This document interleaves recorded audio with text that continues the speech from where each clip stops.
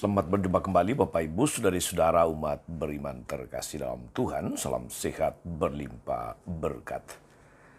Hari Rabu tanggal 10 Juli 2024, saya Romagus CSSR mengajak saudari-saudara merenungkan kutipan Injil Matius bab 10 ayat 1 sampai 7 tentang Yesus yang memanggil ke-12 murid. Kita mendengarkan sabda Tuhan. Dalam nama Bapa dan Putra dan Roh Kudus. Amin. Pada suatu hari, Yesus memanggil ke-12 muridnya dan memberi mereka kuasa untuk mengusir roh-roh jahat dan melenyapkan segala penyakit serta segala kelemahan.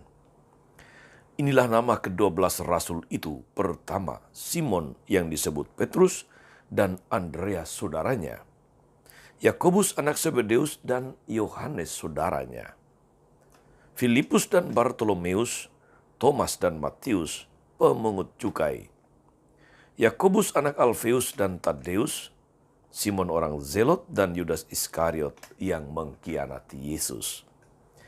12 murid itu diutus oleh Yesus dan ia berpesan kepada mereka, "Janganlah kalian menyimpang ke jalan bangsa lain atau masuk ke dalam kota Samaria, melainkan pergilah kepada domba-domba yang hilang dari umat Israel.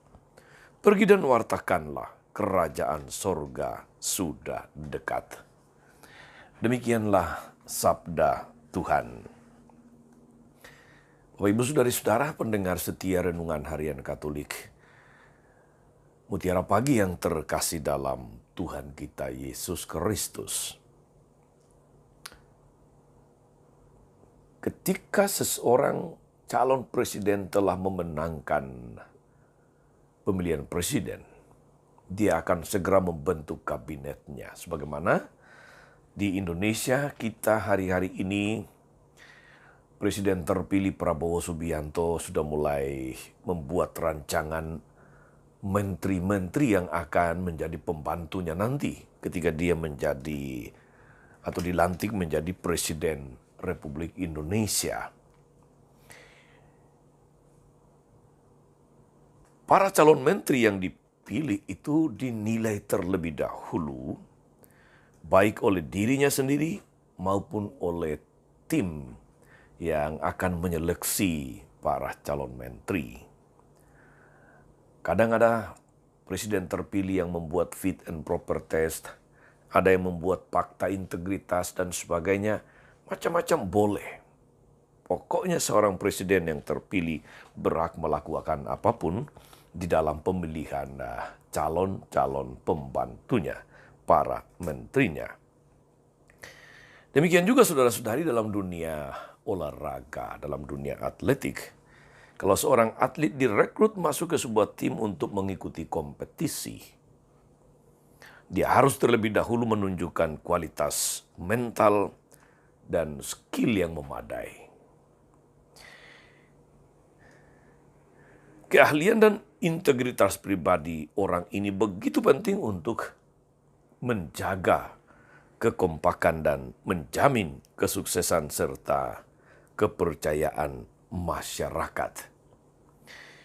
Ternyata dalam pendidikan iman dan maksud saya pendidikan imam, pendidikan calon imam, calon religius masa kini pun saudari-saudara, pola itu masih dipakai. Kualitas pribadi, kerohanian, akademik atau intelektualitas, kemampuan berrelasi atau sosialisasi dan sebagainya, semuanya mendapatkan perhatian. Bahkan seringkali menjadi syarat seseorang diterima menjadi calon imam, calon religius. Bahkan dalam banyak hal saudara-saudari unsur-unsur ini begitu ditekankan sehingga melupakan elemen yang paling penting di dalamnya, yakni apa kehendak dan penyelenggaraan Tuhan. Ini poin pertama yang sangat penting. Lain-lain itu hanya melengkapi saja. Tak ada gunanya seorang intelektual hebat, cerdas. Tetapi dia sebetulnya tidak beriman, tidak percaya penyelenggaraan Tuhan. Tak ada gunanya orang hebat dalam katakanlah pidato berkhotbah, tetapi sungguh mengandalkan dirinya sendiri dan hanya demi dirinya sendiri, tanpa menghayati bahwa di belakang semua ini ada penyelenggaraan Tuhan yang luar biasa.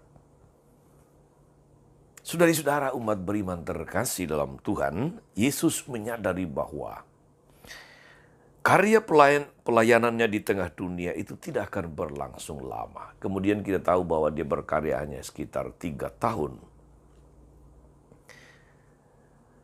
Ia pasti cukup mampu membaca kemana muarah akhir hidupnya. Maka membentuk kelompok penerus karya itu menjadi sesuatu kebutuhan mendesak. Membentuk kelompok penerus, atau istilah yang sering kita pakai, kaderisasi, itu mulai dilakukan.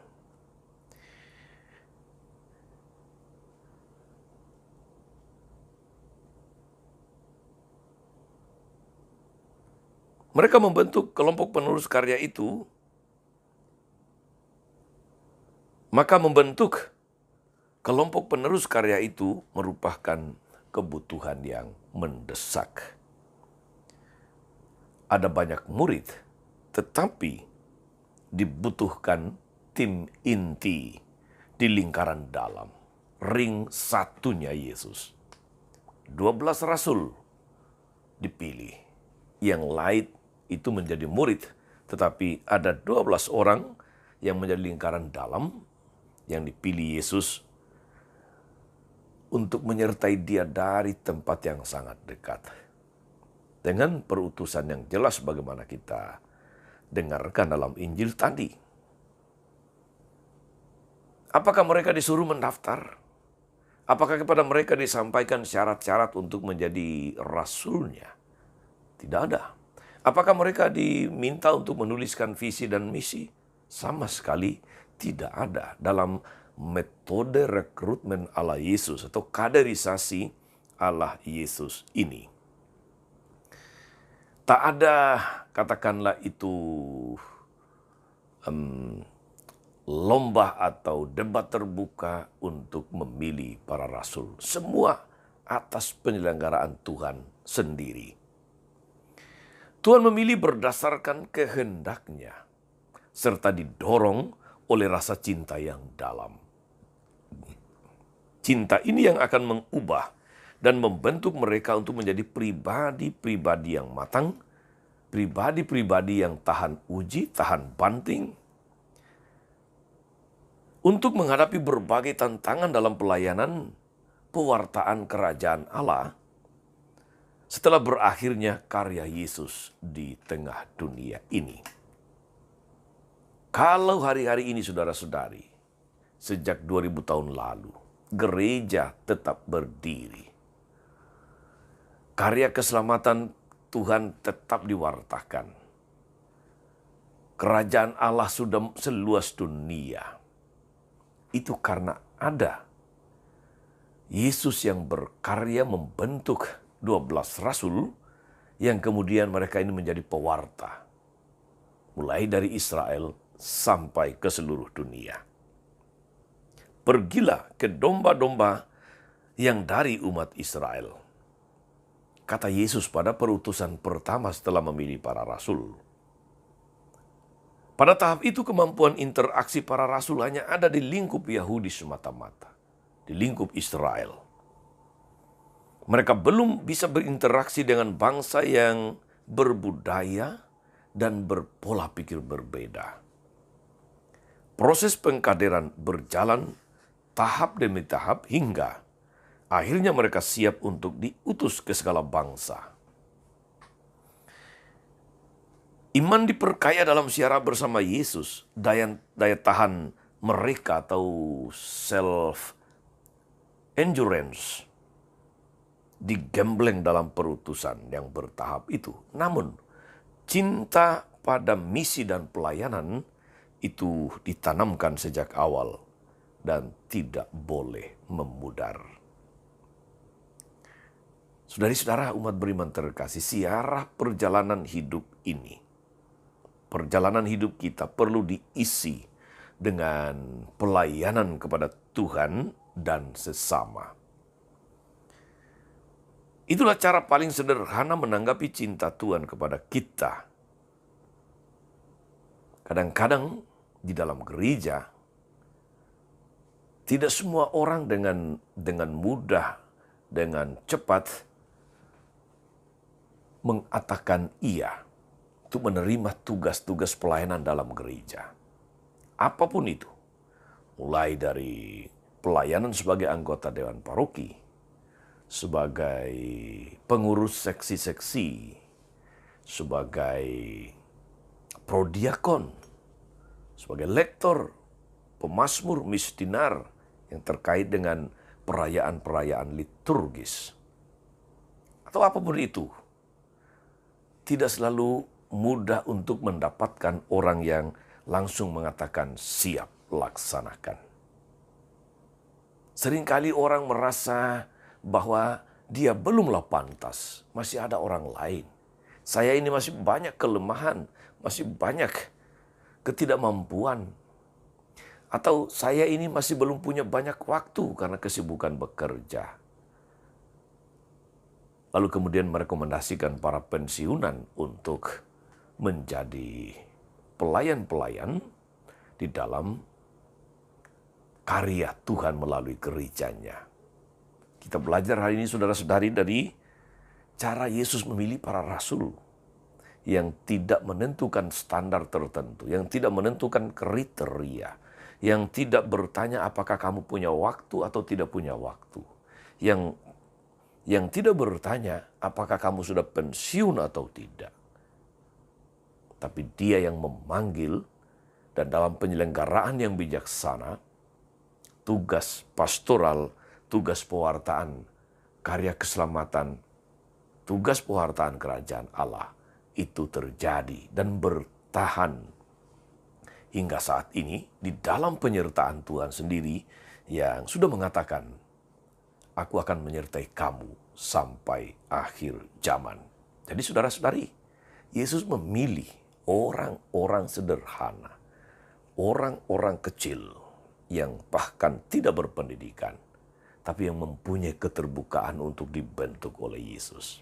Demikianlah kita dalam segala tugas pelayanan dalam gereja, apapun bentuknya, kita hanya perlu memiliki keterbukaan untuk terlibat, keterbukaan untuk dibentuk oleh Tuhan, keterbukaan untuk percaya bahwa penyelenggaraan Tuhan di dalam pelayananmu apapun itu akan menjadi nyata manakala kita punya hati yang terbuka dan iman yang percaya akan Tuhan Sang Penyelenggara yang memanggil kita untuk ambil bagian dalam karya-karyanya. Kita belajar dari tindakan Yesus memilih para rasul, orang-orang yang bukan siapa-siapa, tetapi yang telah dibentuknya menjadi rasul-rasulnya yang hebat, yang luar biasa. Semoga Anda, semoga kita semua diteguhkan, dikuatkan untuk menjadi rasul-rasul Yesus pada zaman ini. Tuhan Yesus memberkati. Amin. Tuhan Yesus Kristus, kami bersyukur karena Engkau telah memanggil para rasul untuk menyertai Engkau, mewartakan karya keselamatan.